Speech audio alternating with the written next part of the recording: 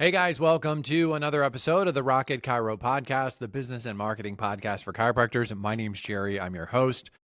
I'm a former chiropractor. I help chiropractors now with websites and local SEO. I help new chiropractors get started. I help stuck chiropractors get unstuck, and I host this little podcast.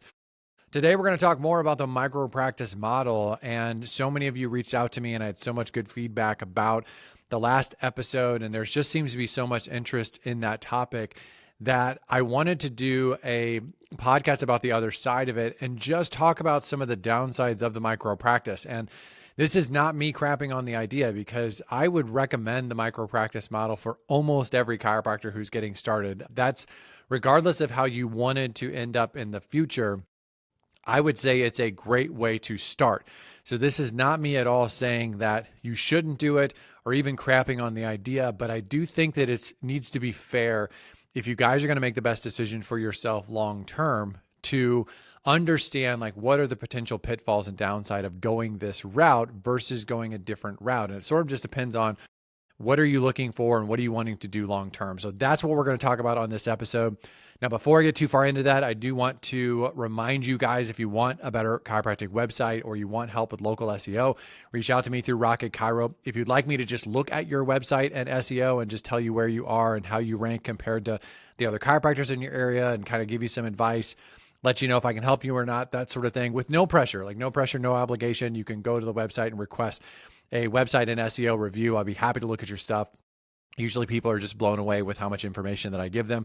I probably give away too much information, but I love kind of helping people know where they're at so you can make a better decision. Now, if you are a new chiropractor or you're feeling frustrated and a little stuck and you want to go beyond the podcast, you like listening to the podcast, but you want some access to me to be able to email me or reach out to me, you want to go more in depth with some trainings, have a little bit of structure to what you're doing, check out my Next Step program. It's whether you do it for a month or you do it for 6 months, it's just a really great library and resource for chiropractors who are getting started or chiropractors who are feeling stuck and they want to go beyond the podcast, get that little bit of extra help. It's month to month. There's no sort of contract or commitment to it. It's affordable. It's just a great resource for chiropractors that are in that situation. So if that sounds like you, that can all be found at rocketchiro.com. I will be happy to help you however I can. And if I can't help you, I'll just let you know, because I'm not interested in trying to pretend that I'm good at something that I'm not, because that's always gotten me in trouble. So I try not to do that. All right, so let's talk about the micro practice. This is not in any particular order. I'm going to pull up my notes here so I can see them, because that's probably helpful. So this is not in any particular order, but I do have 9 things that you want to consider as far as like the downside of the micro practice. Number 1 is that it does limit your top end income. If you're super ambitious and you want to be rich as a chiropractor, you want to have multiple chiropractic clinics, you want to have a bunch of people working under you, you want to build a chiropractic empire. You want to build the joint, you want to build a wellness one, or you want to build a whatever it is, 100% chiropractic or whatever it is. Like there's these franchises that are out there.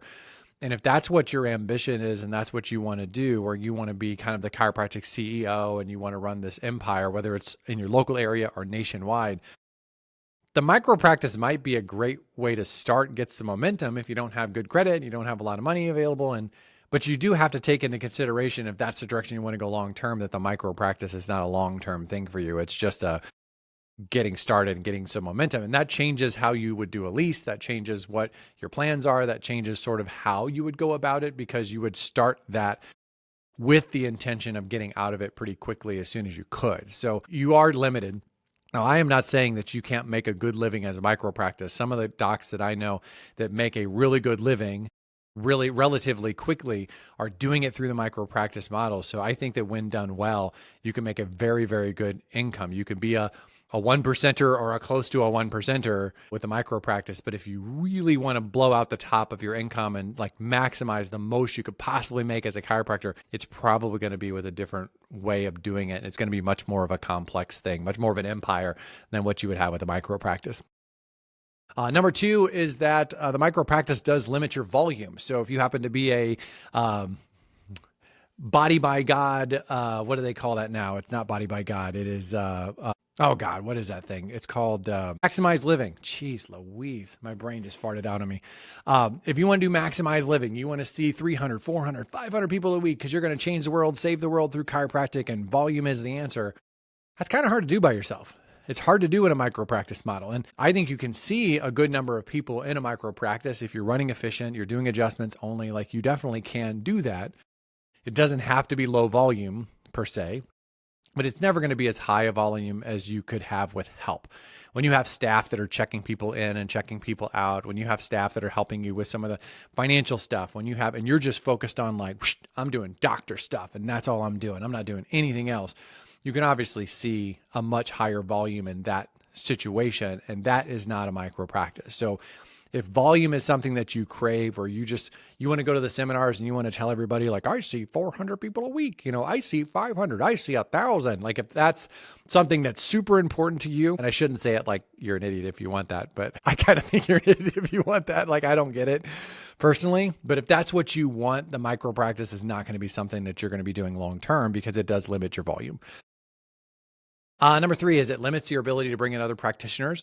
One of the nice things about space, now this is not a reason to have a obnoxiously big practice, but if you have a bigger space, if you have an extra room available, you could bring in someone who wants to do a micro practice. You could bring in a massage therapist. You could bring in a physical therapist. You could bring in there's other like a Reiki person or energy person or a yoga studio or what. You can rent out room and rent out space if you have a bigger office, and those people could work directly with you. They could be independent contractors. They could be associates. You could bring in other docs. You have a lot of ability to do different things when you have more space. If you are working out of 1 or 2 rooms, there's just no way that you're bringing in other practitioners, and you're not ever going to have associates. You're not going to have a bunch of employees. Like that's just not what you're going to have. So the ability to bring in other practitioners to do other things, or as like secondary and tertiary income sources, that's just not something that's available through the micro practice. You kind of have to go a different direction if you want to do that. Number 4 is there's no coverage if you get sick or you take a vacation. This is actually true for a lot of chiropractors. This was always true for me. I didn't consider myself to be the operator of a micro practice, but I was a 1 doc, 1 staff working at a time. I had a couple of people that were my employees, but they usually weren't working at the same time. So I was usually a 1 doc, 1 staff operation. And when I wasn't there, I just ate it. I didn't bring somebody in for coverage. My patients weren't interested in having somebody cover for me. Like they wanted to see me. And so that's not uncommon for a lot of chiropractors to be in a situation where it's like, if you take time off or if you get hurt or something happens to you, or you just suck it up and have to eat it. Part of that's because chiropractic can be a very individualized experience. Patients get used to your hands. They get used to the doc. Like they're not really interested in having somebody else come in. And so it's not just a micro practice, but if you happen to have a little bit of a bigger practice where you have associates or you have other people that are there, your patients are probably less used to just seeing you, or at least they're used to seeing those other docs. And so they're more tolerant of having somebody come in and cover. It's obviously easier for someone to come in and cover if they are working in the space or they're already there. So you just have some flexibility with a bigger practice and multiple people there that you would have by yourself. This is true whether you're a 1 doc with 1 or 2 staff or small practice, or whether you're a micro practice. It's true that you sort of have limited coverage abilities and stuff. It's sort of just one of the downsides of being a chiropractor for a lot of chiropractors. Number 5 is that there's limited resale value. I don't know that you should think about this for the most part, but if you're in a situation where you want to sell a practice, I have a buddy of mine who's closed a micro practice recently. He's had it for a long time. Like he didn't sell it. Like he was moving to a new area and he didn't sell it. He just closed it, moved. And that's probably what would happen with most micro practices. Like you're probably not going to sell it. And if you do sell it, you're probably not going to sell it for very much because they don't really have the resale value that another practice would. Now, I will tell you this, having tried to sell a practice unsuccessfully, most chiropractic practices, I don't think have a lot of resale value. They have some, but it's not nearly as high as you would think. And I wouldn't go down the road of paying excessively high overhead for 15 or 20 years in the off chance that I'm going to sell it and make a little bit of extra money on the sale than I would otherwise. Because I would venture to guess that you would actually pay more in rent and overhead over that 15 or 20 years than what you're actually going to make from selling the practice. And so you're generally not going to sell a practice for like $1 million or something like that. It's not a cash cow, but they are worth more if it's a real practice. It sort of depends on the asset. I say real practice. I don't mean that in any sort of derogatory way. Micro practices tend to have not as much resale value. Number 6 is limited services. You can only offer so many services at a micro practice when you're doing it by yourself. We talked about this a little bit on the podcast last time where I said you got to be smart about what you do. If you're doing something or you like doing something that takes a lot of time and you don't have staff to help you with that, you don't have staff to kind of help you kind of mitigate that time you're spending with the patient, that's rough. It's a hard thing to do. And I think you have to really cut out a lot of the things that are taking excessive amount of time. And versus if you had staff or something, they might be able to do a therapy or something like that, or something that you don't have to do it, or at least you don't have to do it 100%. They could do a little bit. You can kind of check in, sort of like the dentist hygienist model. There are things like that you could do that kind of open up your potential for services and things like that you just can't do in a micro practice. Number 7 is limited billing. Most micro practices are cash-based practices. And if you have the style of practice where you can bill a lot of insurance, or you want to bill a lot of insurance, you want to do a lot of PI, you want to do a lot of this stuff that requires, more involvement with insurance, it requires more contact with insurance, there's more paperwork, things like that. It just makes it harder. I'm not saying you can't do it, because you might be able to, and somebody might get a hold of me that does a lot of insurance and does it by themselves. I think you maybe can do it, but most micro practices are running cash practices. And so there's some limitations on what you can and can't do, because I think it can get really overwhelming if you're doing insurance and you're trying to do a lot of it with a micro practice, because it's sort of, now there's ways to get around this a little bit. There's clearinghouses and other stuff that could help. So I think it probably could be done. But it's not as easy, obviously, as if you have somebody at the office that's doing this stuff for you, checking on benefits and following up on stuff and things like that. Number 8 is perceived status, not a real doctor. And it didn't help that I just said a real practice when I was talking about resale, but perceived status is how the patients see you, also how you see you. And I bring this up because I just had a conversation with a new client of mine yesterday about this particular subject. And this was a big thing for her, where I said, listen, you have to sort of change the way you think about your micro practice that she's getting ready to start and open. You have to change the way you think about it and the way you talk about it, because the way you think about it and the way you talk about it actually influences people more so than anything else. Now, there might be a percentage of people who just I don't want to go there because they're in a gym. I don't want to go there because they're in a church. I don't want to go there because they're working out of a medical doctor's office or out of an insurance agent's office or whatever, whatever you can get a room, wherever you can work. There might be that percentage of people. And obviously this is not going to be the same issue that you run into if you have a standalone building, or if you have, but this actually can be a problem too, even if you don't have a micro practice, but you're in a place that might not be the nicest. I mean, I wouldn't have considered my office to be in the nicest. I was in a little strip mall. I don't think it was the nicest strip mall by any stretch of the imagination that was around, but I didn't want to pay for the nicest strip mall around. So I was in a less. Now, it wasn't a dangerous place to be. It was easy to find. People knew where it was at. It was familiar, but it was also an older building. And, I had to accept the fact that it wasn't going to be as nice as other chiropractors in the area. And I could be insecure about that, or I could just do the best I could with what I had. I never made a big deal out of it. We weren't apologetic about the fact that, hey, our sidewalk might be cracked, or, the building is a little bit older than what the guy is down the road. We never made a big deal out of it. And maybe over the years, there were some people that didn't want to come to my office because of that. If there were, I didn't know about it.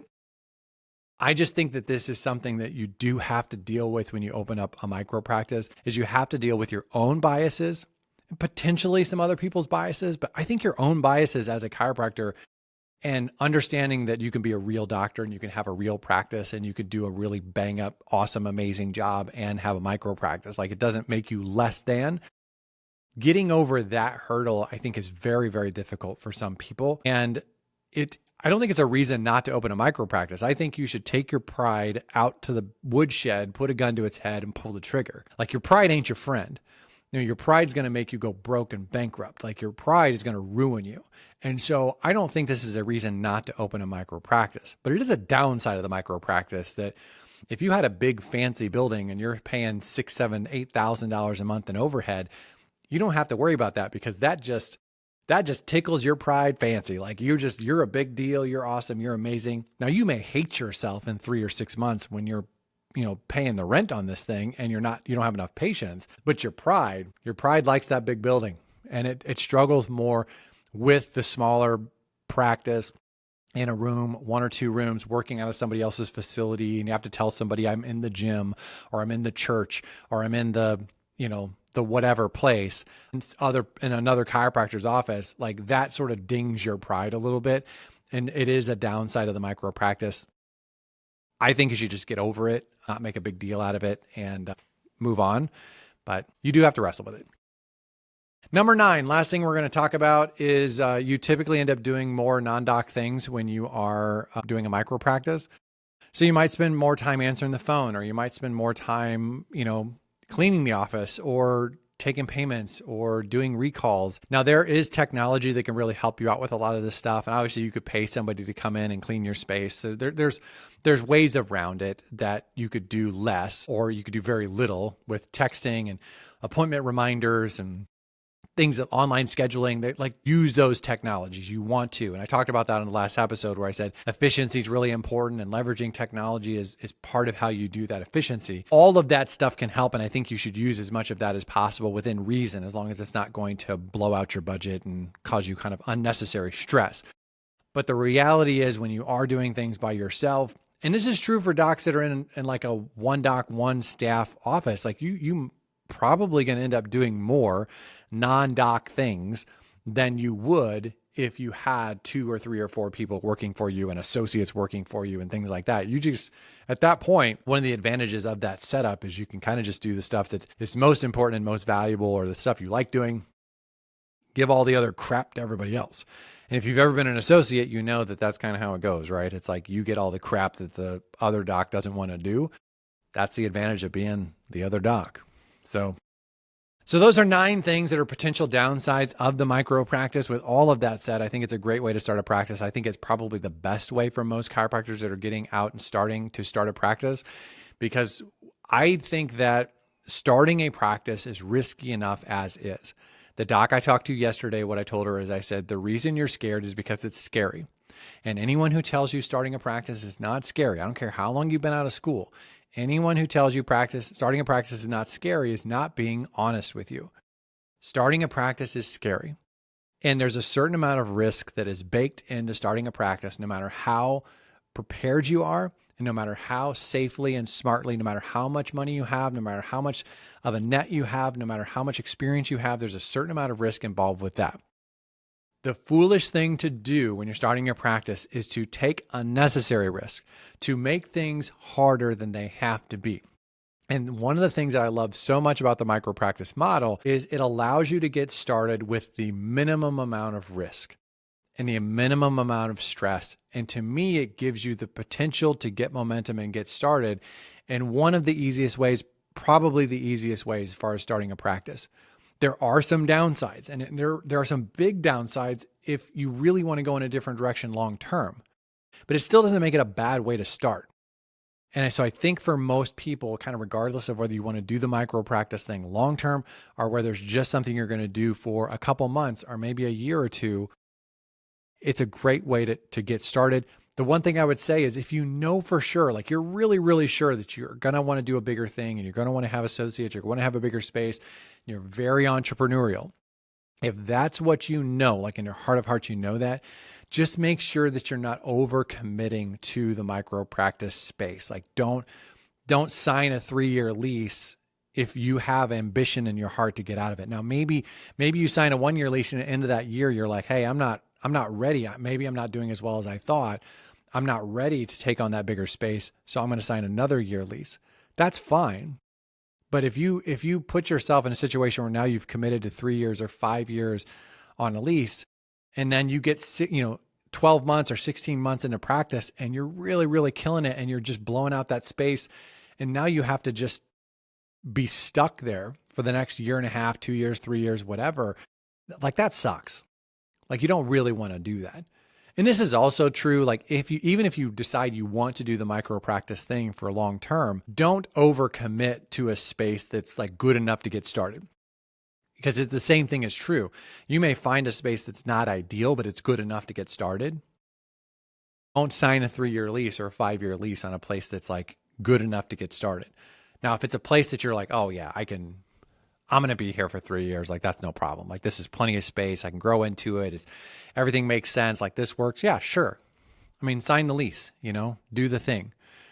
But if it's just good enough, and you kind of think in the back of your head, this might not be a forever thing, sign the shorter lease, even if you have to pay a little bit extra more because you didn't sign a longer lease.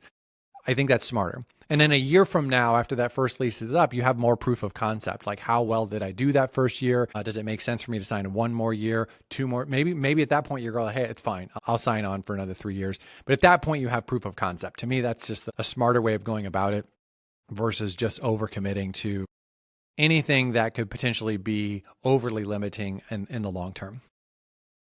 All right, that's it. Hope this helps you guys. If you want some additional help, check out my Next Step program. If you want me to work for you, doing your website or local SEO, just reach out to me through the website. Or if you just want me to look at your stuff. Thank you for listening. Thank you for subscribing. If you know a chiropractor who doesn't listen to the podcast, and there are a lot of them, because I say this podcast is not a big deal. It really isn't. I'm a nothing. I'm a very niche, kind of small micro podcast, micro business within the chiropractic space. Like, I'm not a big deal. So if you know someone who would benefit from the podcast and you'd be willing to share that would be super cool. If you leave a review in iTunes, or if you want to leave a review in Google on my Google business profile, like, I really, really appreciate that. It's so awesome to hear positive things from people because it helps me reach other people. It also lets me know that I'm not just a weirdo talking to myself in the basement. So that's cool. I'm done. I'm out of here. I'll talk to you guys on the next episode.